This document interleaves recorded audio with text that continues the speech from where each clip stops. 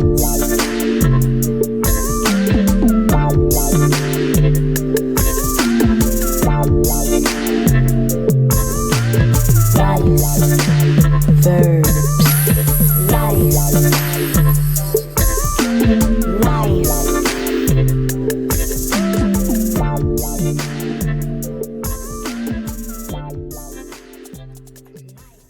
your host, Zen.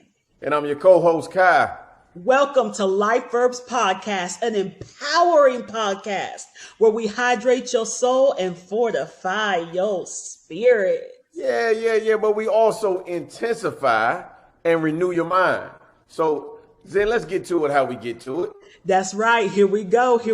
Community. Today, we have another member of the Life Verbs crew, Foxx, a celebrity barber here in the ATL, owner of Three Kings Cuts.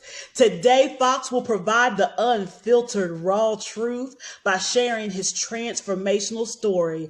Welcome, Foxx. Tell us some of the celebrity clients you've had and a little bit about yourself, and shout out your Black-owned businesses. Appreciate it, sis. Appreciate it, King. Foxx, born in Brooklyn, New York. Moved to Atlanta when I was 16. I was 16 going on 17. Graduated out here. I did my last senior year out here at school in Marietta. And from there, just working little jobs, but I was never the person that could stay in my seat. So therefore, certain jobs I just couldn't have. You know, if it was nice outside, I go to lunch, I'm not trying to go back. But I always wanted to cut hair. You know what I'm saying? It was a dude on my block named Rolly. He used to cut my hair in the basement. He lived right next door to me. And I just saw the swag and, you know, just the stuff that he was doing. So that motivated me to go ahead and, you know, start cutting hair and everything like that. So later on down the line, went ahead, I apprenticed under my sister. I'm actually a cosmetologist. A lot of people don't know that. They think I'm a barber. I'm a cosmetologist. So I got my cosmetology license. Wow. Yeah. So I apprenticed under sis, and we've just been rocking ever since then. But when you saying you said what, celebrity clients? Yeah. Or cut? Yeah. Let me see who we are. I've cut Calvin Johnson before, Marvin Jones, Drake Kirkpatrick, my man Jermaine Gresham. He come through when he's around. Athlete. Is that athlete? Yeah. These are all NFL. These are all NFL players. I haven't tapped into that NBA market yet, but you know, it's soon gonna come. Yeah. But as far as just like on a regular basis, people who I know, and say kick it with, Akeem Dent, Muhammad Massaquoi. People know me more so for, you know, the Justin Houston, AJ Green, and then, you know, I got my nephew, Evan Ingram. Got to put him out there. He with the Giants right now. So, you know, those are the regular ones that, you know, that I'm known for. Everybody else, if I'm not really kicking it with them, or I just treat them as a customer in a service type basis. I'm saying. Yeah, that speaks relevance, man. You know, a lot of people don't understand, especially in this your type of profession. Like I'm on the car side. Like I cater to people with cars, so I deal with, you know, celebrities and things like that also. But the key thing is, in order to obtain those celebrity clients, is your work got to speak for itself, right? Definitely, and then also definitely. your character, because once they meet you, your character is what keeps them coming back in your service. So that speaks a lot that you have repeat customers coming back, especially those celebrities. People don't understand that. Like there's a lot that goes into that type of business. Yeah, I mean, I think it's just being vouched for. When you said like you in the cars, big shout out to my man Herm.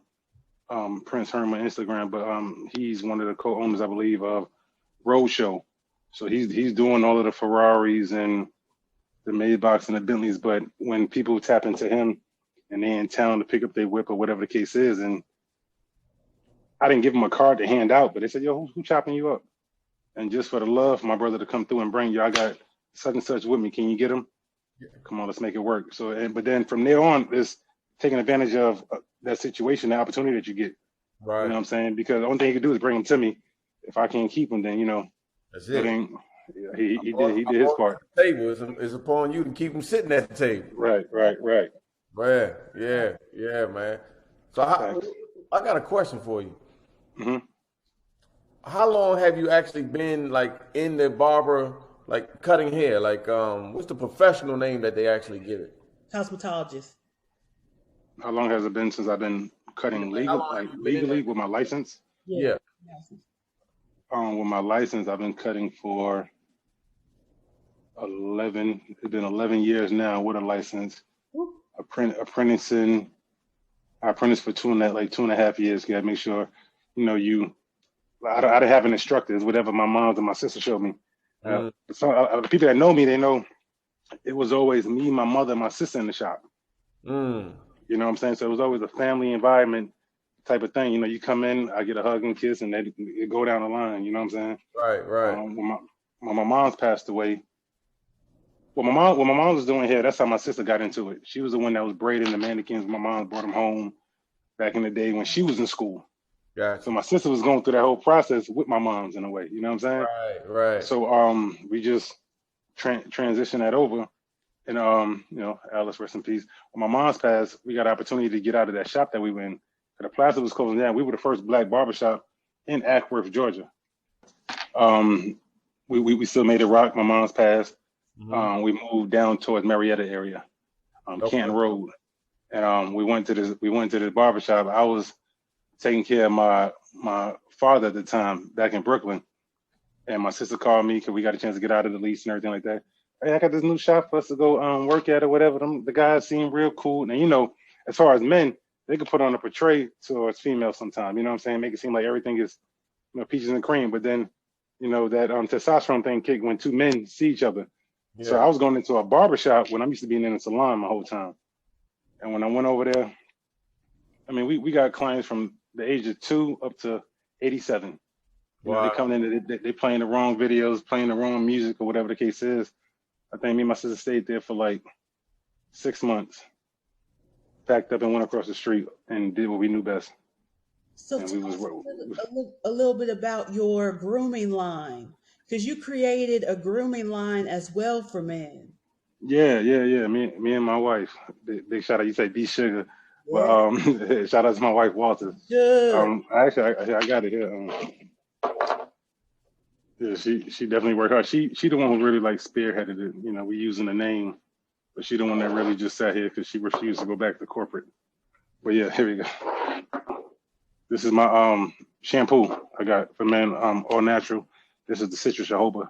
Right here, leave-in conditioner for hair and beard. So a lot of people get stuff confused when this is beard oil. Beard oil.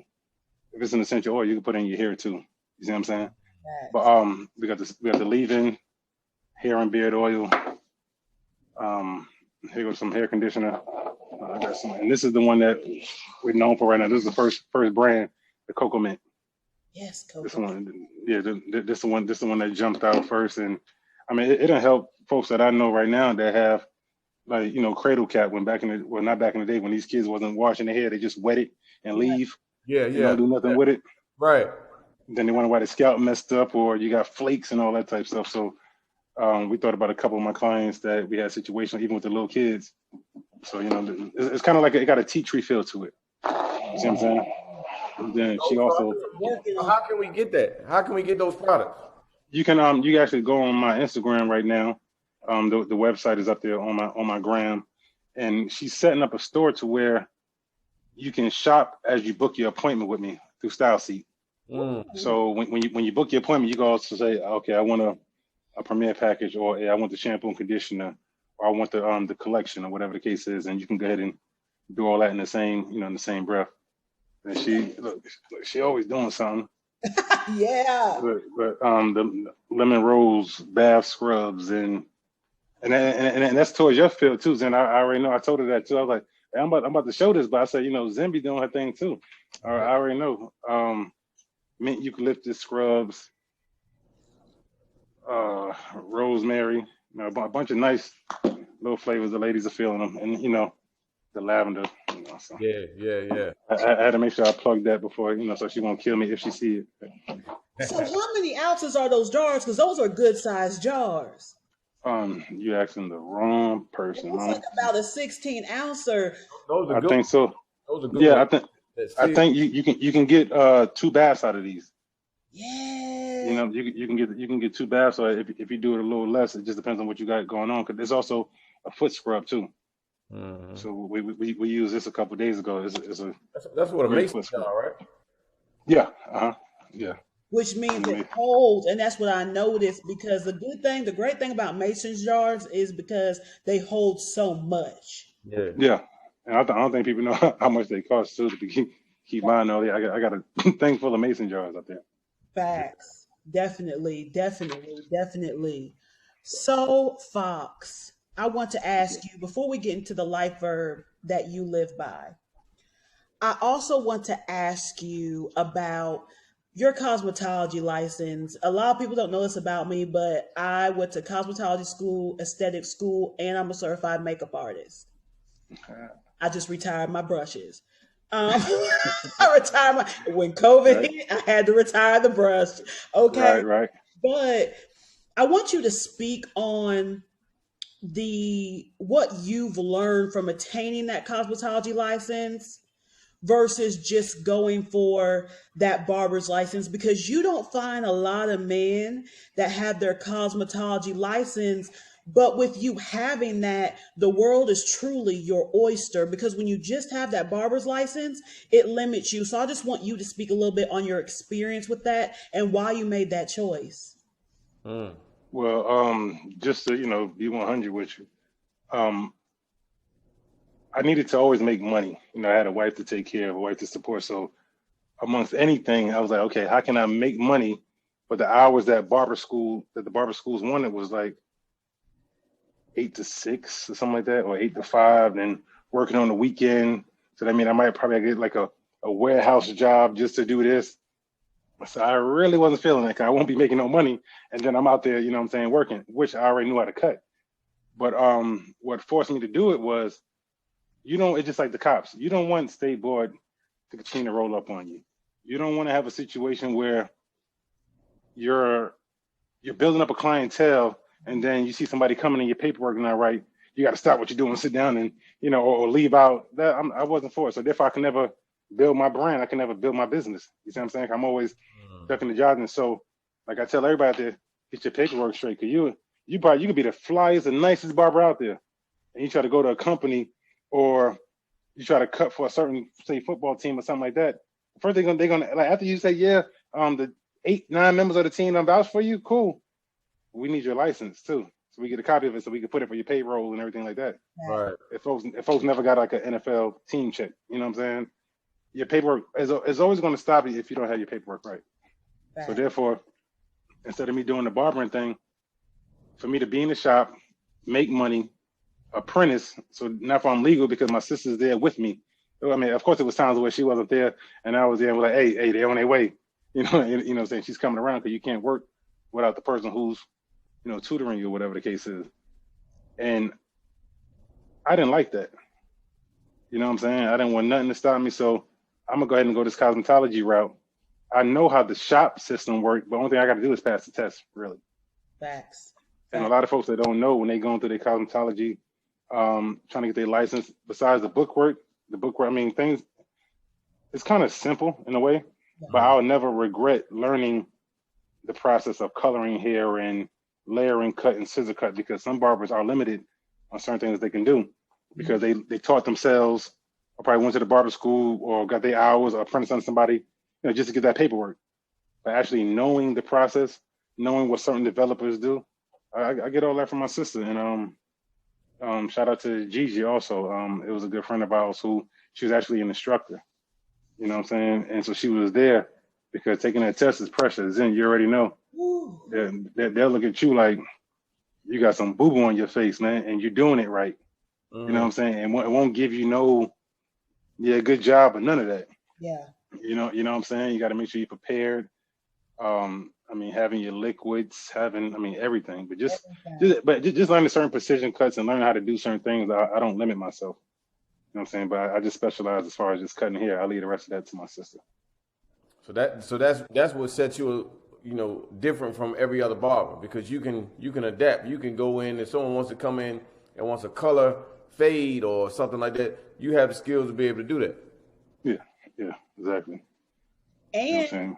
and you have skills to be able to also with the ladies, because I know something that drives me nuts about many barbers with my experience is the fact that I'm a female. My sides are shaved, okay, Right. and my hair's long up top because I got a little bit of edge to me. So with my sides being shaved, the barbers that I've went to in the past, they cut it like a dude, and I'm like, it's clean. Yeah, they make you look rough. In touch. I'm like, can you? I'm sure you have women that ask you, can you give me them long curvy side? Oh yeah, I mean definitely. I mean, like I always tell. Let me see. Like when women come in there, when I know everything stays on the up and up, and they got low haircut or whatever, I always let them know I'm not gonna have you out here looking rough or looking like a dude. We're gonna make it look nice. You get the same fade if you want. You know what I'm saying? Just make it look sexy. But what we say, enhance the sexy. You know what I'm saying? Right. And just be done with it. Some they come, but you think I should line the front up or whatever? And there's nothing against nothing, but if you're not on that side or you're not trying to do that, no, we're gonna keep these sideburns right here, right? We're gonna curve more for you, and we're gonna do that, and that's it. Yes, It's yes. been working. That's part of the consult part that a lot of people don't do. Mm. That's deep. A lot of people don't consult their clients. You ever seen somebody? You ever go into a shop? Well, for Kai, you probably seen it. You go into a shop, dude not even paying attention to his client because it might be a kid. So he's just assuming that Shreddy gonna get like an all low even. Yeah. And Pops didn't know because he over there talking to his barber or whatever. Right. But then you're like, yo, I just wanted him to have a shape up, or I just want to just fade the size. But he done started going back on you. You can't put the hair back, so now you try. Exactly. So you know what I'm saying? You can always take more off. You can't put nothing back on. Yeah. So what you outside of this, I see you got the products, right? Yeah. What's next for you? What would you like to see yourself? You want Three Kings to be branded? Like what's because I see you're an entrepreneur. I see it in you. So yeah. What's next is hopefully Target. You know what I'm saying? So like, I'm just gonna just speak big about it. That's right. Hopefully, like a Target or Walmart or somebody that just wanna, after we hold on to it for a good amount of time, and long as the date is right and the numbers right, I'll let it go and revamp it into something else as long as it still fall up under my umbrella. You know what I'm saying? So I just want to be like where everybody can get it. It's not like I didn't know when me and my wife was doing this, and she's working out the the certain ingredients, trying this and try that. Everybody who came to my house at the time, like before we started kicking it or whatever, hey, smell 18 of these and tell me which one out of these 18 you like. Give me the 5 you like, and she'll take these and give it to somebody else. So it was a lot of work to go back and forth with it, making sure folks wasn't allergic to certain things. So that's why you make sure she labeled everything and so forth. But just doing that and putting that time and effort into it and doing it manually, I didn't know that there was people out there that was making products and just selling them to people, and they'll label them. Mm-hmm. So like this is my product. Right. You got folks that are shipping out thousands of this same conditioner and just letting you put your name on it. Yeah. That ain't. Yeah. I wasn't for it. You know what I'm saying? So. Yeah. No, I mean, and I know you speaking on Target, right? Mm-hmm. And nothing wrong with that. But I'm a huge fan of Master P. Right? Mm-hmm. I love Master P because of how, when it's the black dollar, it's all about 100%. Yeah. Right? So my thinking, especially with a product like that, it's been proven. People use it. You have your name, all of that. It's like, instead of going to Target, how can we make it where there's a Three Kings app? Oh yeah, no, that's what I'm saying. Like, keep it hold on to it. Try to hold on to it as much as possible. But with any business, right, once it get to a certain, like you build a business to sell it. Gotcha. Okay. You see what I'm saying? But that's what I'm saying. As long as it can fall under my umbrella. So if I build this business in Three Kings and say John, but I was gonna say Johnson and Johnson. That's a bad example. But say somebody want to purchase that. As long as I'm still a part of that and you're not changing nothing with it, I'm Gotcha. cool. So You you see what I'm saying? still want some percentage. Definitely. I Yeah. got to get something on the back end, Yeah. and I learned that, you know, through other little business things. Right. But you got to stay focused, and that's the who's matter to me. You know what I'm saying? So I wanna ask you a question. I know then Zen can close us out. I just have a question that I love to ask entrepreneurs that are entrepreneurs from the get-go. Right? What was that one lesson? I hate to call it mistakes because mistakes is something where you haven't learned from. So I want to say, what is that one big lesson that happened that you learned from, and it turned you into something like your mind was like, you know what, I can never go back to that one lesson ever again. And I want to add to that. So, what was that lesson? And also, what is a life verb that you live by? A life verb is a life philosophy that you live by that is obtained through that experience. So, what was that experience? And then also, what is the life verb that you learned from that experience? And then you can also go into telling your story. All right. Damn, that's a good ass question. Um, like just to be honest with you, a life lesson that I learned. I used to, how can I say it? So I won't be crazy. I used to love people more than they love me. Mm. Okay, I'm talking about as far as like friends and relationships. Yeah.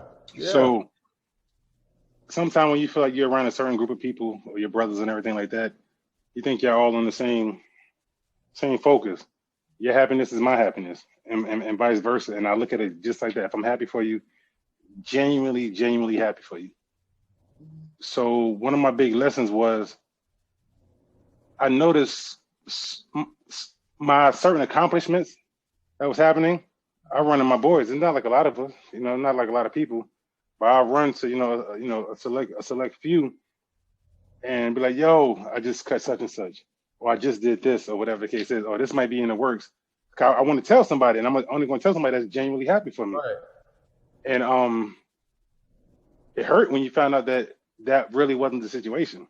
You know what I'm saying? So the lesson I learned from that is, and it's going to lead into, I guess, the other answer. I brag and talk stuff to my family now. My wife and my sister pretty much like only like, because it got to the point where as if you can feel like you're saying something just to tell somebody something, but they might interpret it as bragging. You know what I'm saying? So without them saying that I'm bragging, or without them feeling this or saying it to me face to face, they felt a certain kind of way. Yeah.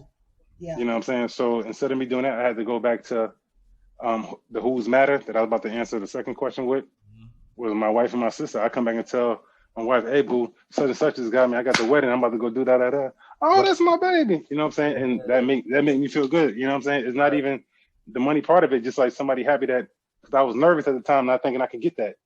Then it happened. It came into fruition. Or I do the same thing with my sister. You know what I'm saying?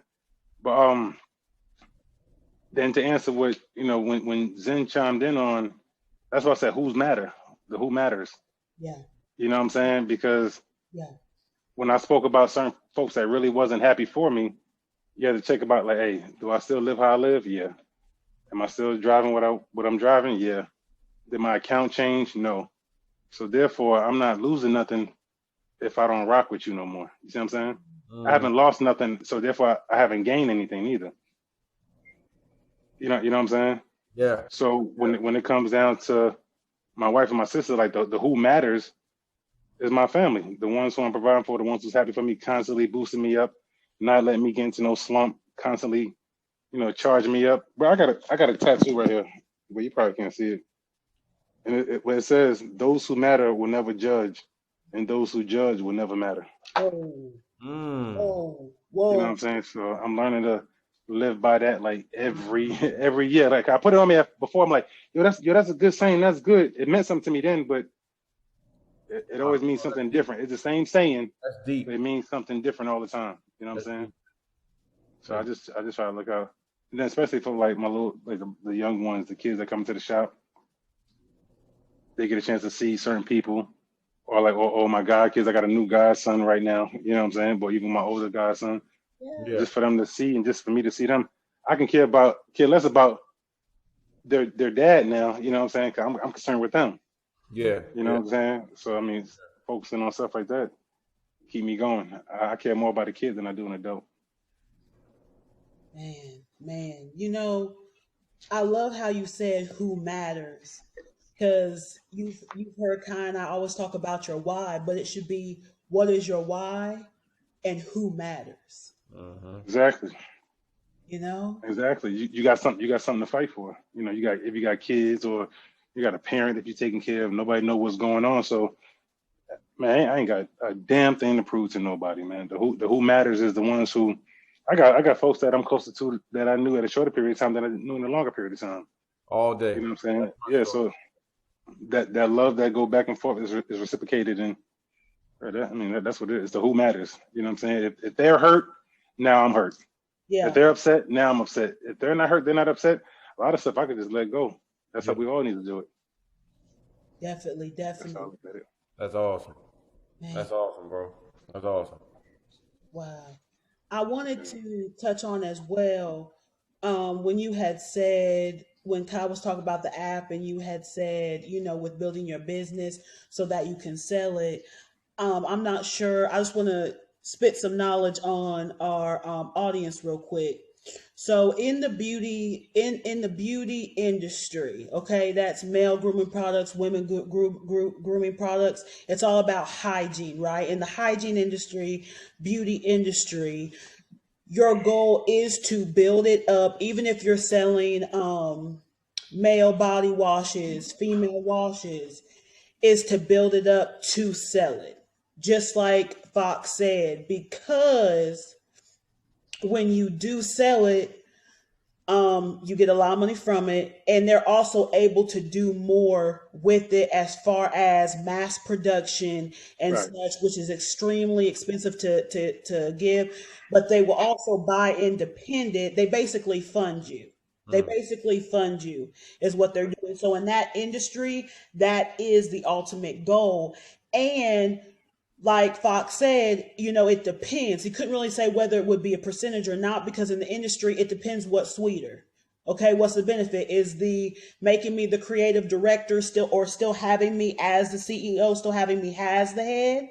And then you're purchasing this independent brand, my brand, right? And having me still run it, or is the percentage going to be sweeter?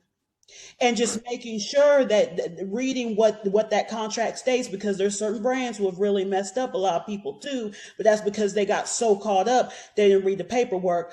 Fox, and this is another thing that is so amazing of why he has his cosmetology license, because he has all this knowledge. These are the things that you learn. Some of the top industries, and Fox, please chime in. These are the ones that I know because I was in, makeup and makeup industry. But Estee Lauder, L'Oreal, LVMH, which is owned by Louis Vuitton, Unilever, Shiseido, Procter and Gamble.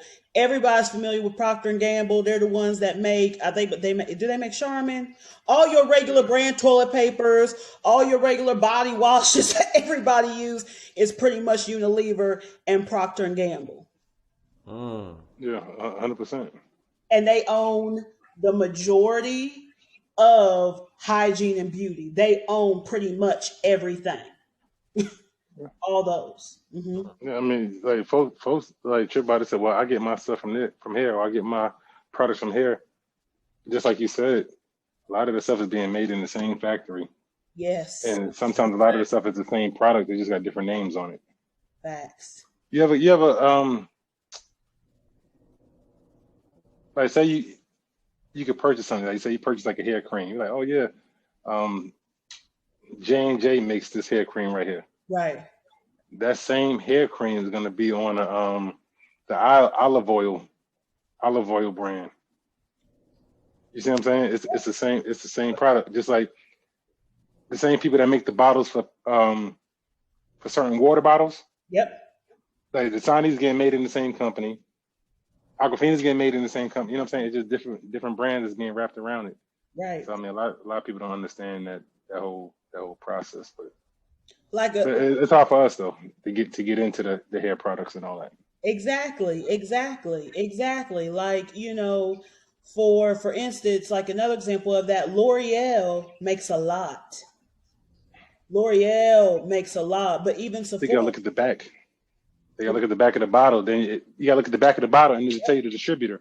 And Yep, then a lot of times you'll see the distributor is the same person on this same address and everything. exactly. Exactly. So you could be paying $5 or $10 for a product, but then they also, or let's say you're buying the high price product that like it Right. costs $50 or $100 for just 4 ounces. But L'Oreal also makes this product over here for the same ounce. Same What's the name distribution, on? same manufacturer, same Hey, process, but Wow. it's that 5 or 10. So facts. A lot of people don't know that. it depends on what you want. I mean, that's all with the name brand. That's just like you can have these Gucci jeans over here for $1,000, or you get these Levi's over here for the 70, and you still got jeans on. They still the same color. And they still quality, right? Right. Exactly. Still And people trip out, like people don't understand, like the small brands like Wrangler and quality. Levi and stuff like that. They outsell Polo and all of them like 10 times over. Yes. I learned that listening to a documentary from Shaq, like 3.5 years ago, when they was talking about how he made these cheap shoes or Shaq shoes or whatever the case is. Yeah. I remember that. Remember Shaq sold what, 2 point something million pair? All right. Ain't not a damn Jordan out there, and I love Nike, Jordan, and everything like that. You can't compete with that. Yeah. It's stuff that we don't know. Just like rappers over here, they washed up. Oh yeah, but De La Soul go to the UK, they still popping. Right. You know what I'm saying? It's just stuff like that. If you don't know, tap into those markets. That's how I say. And it's so huge. I'm so glad that you said that, to tap into international markets, because the thing about international markets is they're a lot more loyal. It just is what it is. Appreciate you. And yeah.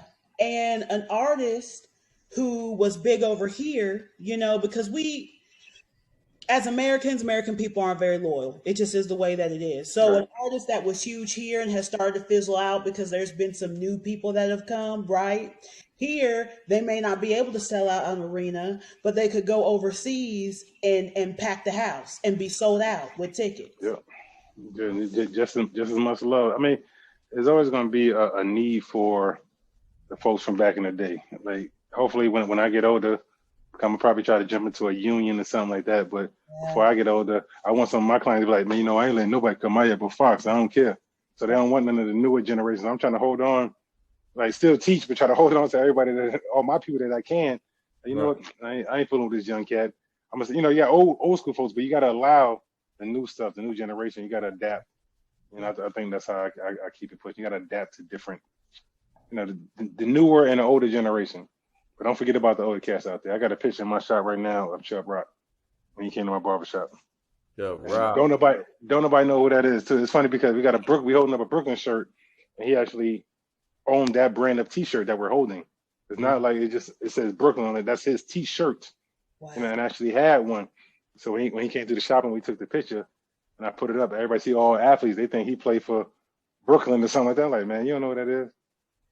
Man, that's Chubb Rock. Don't worry about it. Don't worry about it. Right, exactly. That was one of my first 4 tapes that I ever had. Chubb Rock tape. It went like it went right over their head. Right. You got to show love. Yeah. You got to show love, man.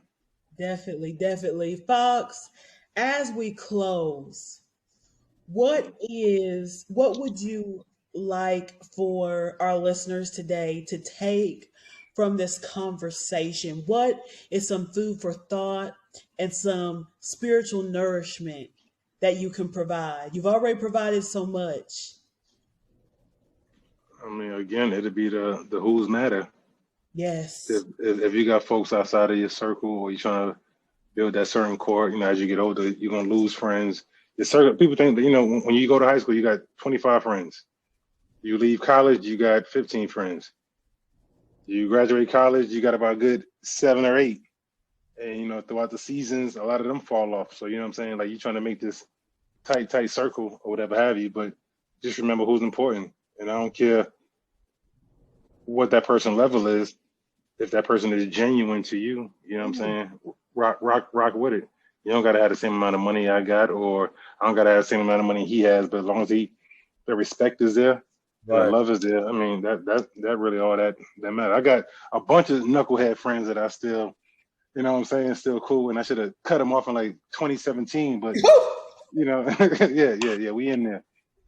But I mean, it's family, you know what I'm saying? You can't change them, but you just know certain things you can do with certain people. And Right. that's all. I mean, if it don't matter, then don't let it. It's too much crazy stuff out here. You know what I'm saying? Empathize. People need to learn how to empathize. And I ain't saying sympathize, empathize. Just because it's not happening to you at that moment, you still need to like have some kind of empathy or try to understand what that person could be going through. You know what I'm saying? And I don't think a lot of people do that until it affects them. Like you don't talk about breast cancer until it affects somebody in your family. You don't talk about prostate cancer until it affects somebody in your family. Right. So then we want to make a change. So if I can just give you a word, it'd be empathize. So having more empathy for a lot of people. You never know what people are going through. They probably smile in your face all day long and act like everything is cool, but you never know what they're going through. And vice versa. You see somebody with all of the freshest cars, biggest house, whatever the case is, but you don't know that man drop on his knees every day when he get in his house and pray about it. You know what I'm saying? So have some empathy. We don't do that. We judge a lot. We don't have empathy for people. Definitely. And man, if we had more empathy, what a better world this would be as a whole. Fox, we thank you. This has been absolutely amazing. Fox, you are welcome back anytime. This will not be the last Thank you. time, we hope. We hope. Never. Okay. Y'all be sure to follow Fox on Instagram. His info is located in the description box. Also, make sure you're following Kai and me on all of our social media platforms for news and updates. Our information is also located in the description box. Absolutely, Fox. It was definitely a pleasure, and support the black-owned businesses. Right? We support everything else. Support the black-owned businesses. Right? I mean, come on, enough is enough. I mean, we go out and it's something. Hey, did you get this? No. Let's start supporting our own. Right? My man got all the different oils, all the different things. Like I'm gonna order some. That's why I was asking you in the beginning because man, I want to support. I'm not gonna keep. I got you. I got you. You and Zen, we're gonna go ahead and chop it up. We get the information. I got y'all. Oh man, that's love. That's love. I'm gonna put it up on my page. Let people know, man. If you're in Atlanta and you haven't booked with Fox, man, you better book with Fox or you can't book with Fox, huh? He's the best. Let me tell you how so good he is. I met him through my sis. My sis drives up here just to get her boy's hair cut by Fox, and her mama flies in all the way from the West Coast just to y'all. That says a lot. That's miles, okay? That's miles. Yeah, Okay. yeah. Listen, man. If you're interested in brands or interested in sponsoring, check out Zen. Hit her up on the social media or hit her on an email. Zen at contact Life Verbs with an S at gmail.com. And listen, man. At the end of the day, we just two Libras with two different views on the same different way. And man, we love it, man. We love to bring the realness back to these podcasts. Being able to talk to real people such as yourself, and it's a blessing. It's a blessing, King. And I wanna ask someone something. The Three Kings. What is the message behind that? The Three Kings is three brothers who went through certain things together, and we just what I'm saying, just trying to just keep it together, I guess. You know what I'm saying? It's two of my brothers, and the name that we got is for other reasons or whatever, but it stuck with me daily. So it can mean a whole bunch of different things. You know what I'm saying? So Okay, guys. that's what we get the three. That's where we get the Three Kings from. It's on me somewhere, I think. I don't know. Yeah. Right. It's granted on me. Okay, gotcha. Okay. Yeah. Dope, man. Dope. Yeah, but Three Kings collections, Three Kings cuts, Three Kings clothing. I'm gonna make it work, and whatever I get, I'll make sure I send it to you, Kai. Also.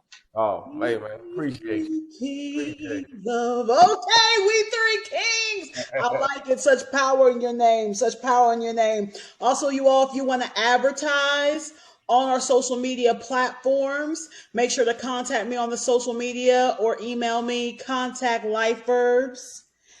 Contact lifeverbs@gmail.com. And Kai and I also do speaking engagements separately and together as well, virtual speaking engagements. And stay tuned. I got some big news coming up with the organization Black Girls Can Heal. You don't want to miss it, so make sure that you check that out. Always remember to keep your soul hydrated and your spirit fortified. Thank you so much, Fox. No problem. Appreciate y'all. Thank you.